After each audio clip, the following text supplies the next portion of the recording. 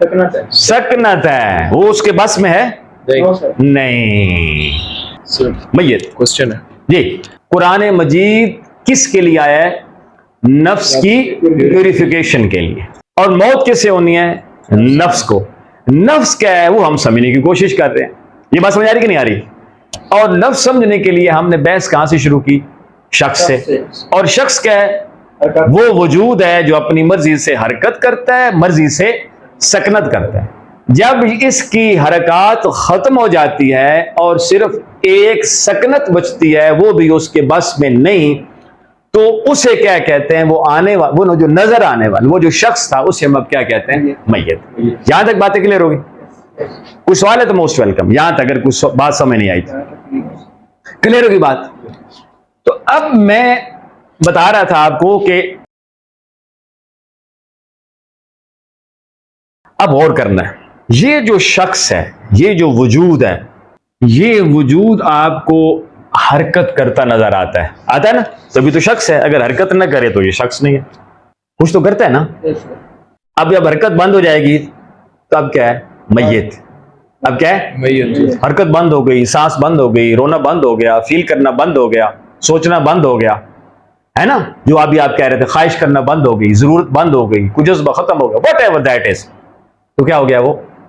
اب باڈی وہی ہے. اب کیا ہے؟ میت. انک میت و انہم میتون. میت. کوشچن ہے جی سر، جیسے کہ کئی بار سر اسی آیات کل نفس ذائقۃ الموت، اس کا سر جب کئی بار ترجمہ میں نے سر پڑھا ہے، اس میں جاندار کا لفظ آتا ہے. ہاں. تو سر اس سے مراد پھر سر دنیا میں جتنے جاندار ہیں وہ سب ہوں گے؟ اب یہ دیکھنا ہے، کمال کی بات ہے. لکھی اس سوال کا تفصیلی جواب عامر مسعود کی تلاوت کردہ آیت ھذا، یعنی سورہ آل عمران کی آیت نمبر 185 کل نفس ذائقۃ الموت، اور سورہ رحمان کی آیت نمبر 26 کل من علیہا فان کی روشنی میں تصور موت و حیات اور تصور دنیا و آخرت پر ڈسکشن کے دوران دیا جائے گا.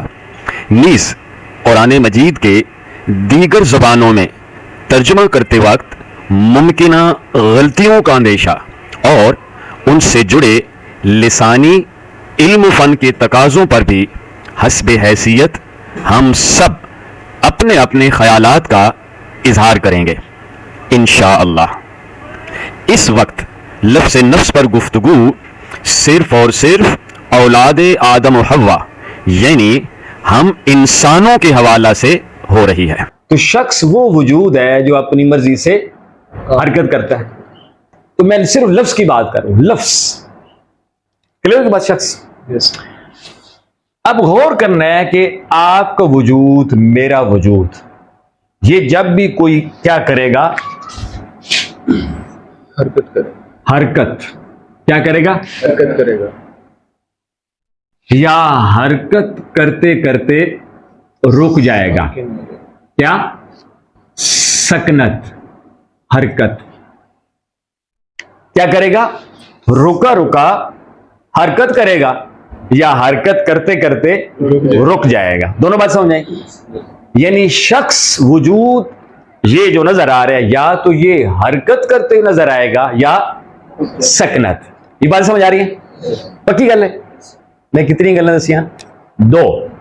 یعنی یہ شخص، یہ جو نظر آ رہا ہے، یہ جب حرکت کرے گا تو پہلے کیا تھا؟ سکنت میں تھا. نہیں بات سمجھ آئی؟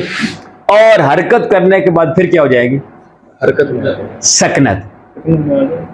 اب غور کریں، غور کریں. جب میں نے کہا غور کریں، اس سے پہلے میری زبان کیا تھی؟ سکنت. اس کی حالت کیا تھی؟ سکنت. اس کے بعد کیا ہوا؟ حرکت.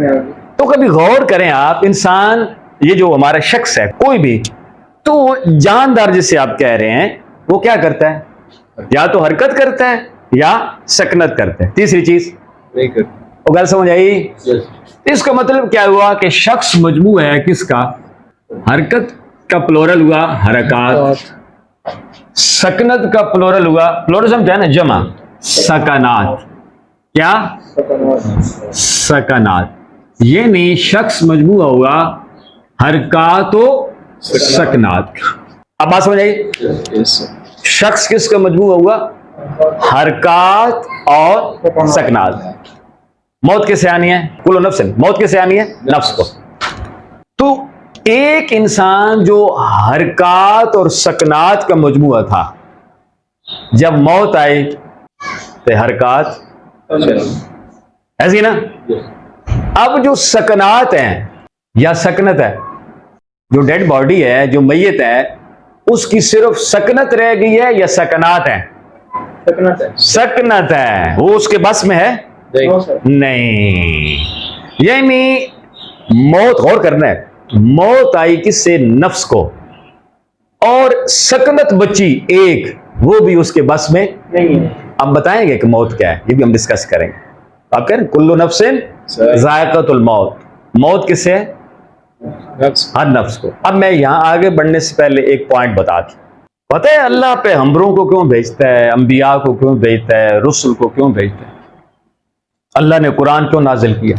जी सर, जब फसाद और फरेब सर एक एक्सटेंड लिमिट से बढ़ जाता था, ठीक है, तब सर अंबिया इकराम भेजे जाते थे।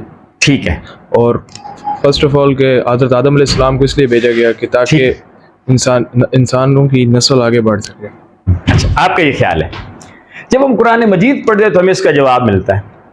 पैगंबर अल्लाह ताला का पैगाम हिदायत अपनी कौम, अपनी उम्मत, इंसानों तक अमलन पहुंचाता है, इंसानी अखलाकी वजूद की इस्लाह ततहीर करता है। बात समझिए? अब ये अल्लाह बता रहे हैं जी। और पैगंबर के कामों में से, जॉब डिस्क्रिप्शंस में से, रेस्पॉन्सिबिलिटीज में से एक रेस्पॉन्सिबिलिटी पता क्या है? वो युज़क्कीहिम, वो युज़क्की। पैगंबर इंसानों को क्या करता है? प्योरीफाई करता है। पैगंबर प्योरिफिकेशन के लिए आता है। किसके लिए? प्योरिफिकेशन के लिए आता है। वो बात समझ आई है कि नहीं समझ आई बात? किसके लिए आता है? प्योरिफिकेशन के लिए आता है। अब प्योरिफिकेशन किसकी होती है? कुरान कहता है वो नफ्स की। यानी पैगंबर आता है नफ्स की प्योरिफिकेशन के लिए। कुरान मजीद किसके लिए आया है? नफ्स की प्योरिफिकेशन के लिए। और मौत किससे होनी है? नफ्स को। नफ्स क्या है वो हम समझने की कोशिश कर रहे हैं। ये बात समझ आ रही कि नहीं आ रही? और नफ्स समझने के लिए हमने बहस कहां से शुरू की? शख्स से। और शख्स क्या है? वो वजूद है जो अपनी मर्जी से हरकत करता है, मर्जी से सकनत करता है। जब इसकी हरकत खत्म हो जाती है और सिर्फ एक सकनत बचती है, वो भी उसके बस में नहीं, तो उसे क्या कहते हैं? वो आने वाला, वो जो नजर आने वाला, वो जो शख्स था, उसे हम अब क्या कहते हैं? मैयत। यहां तक बातें क्लियर होगी? कुछ सवाल है तो मोस्ट वेलकम। यहां तक अगर कुछ बात समझ नहीं आई तो क्लियर होगी बात। तो अब मैं बता रहा था आपको कि हम कह सकते हैं कि शख्स मजमू है किसका? हरकत और सकनात का। यानी ये वजूद हमें या तो हरकत करते नजर आएगा या क्लियर। अब ये हरकत या सकनत होगी तो सिर्फ 4 वजूहात होगी, 5वीं वजूहात कायनात में नहीं है। दुनिया का कोई शख्स ऐसा नहीं, मतलब क्या बोला है? दुनिया का कोई शख्स ऐसा नहीं, आदम से लेकर आखिरी इंसान तक कोई शख्स नहीं जो हरकत करे या सकनत करे तो 4 में से कोई एक वजह ना हो। 5 में से नहीं, 4 में से एक वजह ना हो। बात समझ आ रही है? पक्की बात है। अब गौर करना है कि शख्स आपको हरकत या सकनत करते हुए नजर आएगा तो पहली वजह होगी